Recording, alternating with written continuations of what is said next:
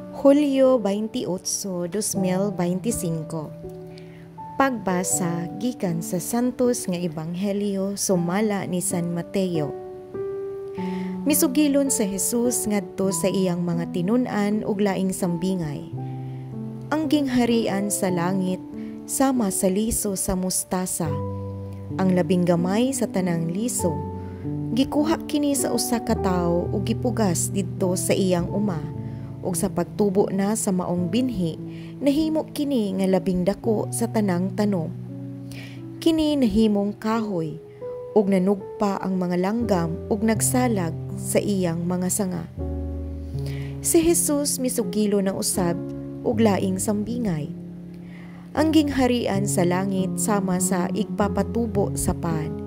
Gikuha kini sa usa ka babayi ug gisagol sa usa ka takos nga harina hangtod mitubo ang tibuok minasa. Si Jesus migamit og usa og mga sambingay aron pagsugilo niining mga butanga ngadto sa mga tawo. Wala siya'y gisulti kanila bisag unsa kundili pinaagig sambingay. Gihimo niya kini aron matuman ang giingon sa propeta. Mugamit akog mga sambingay kung makigsulti ako kanila. Suginlan ko silag mga butang nga wala pa hibalui sukad mabuhat ang kalibutan. Ang Ebanghelyo sa Ginoo. Daygon ko ikaw, O Kristo.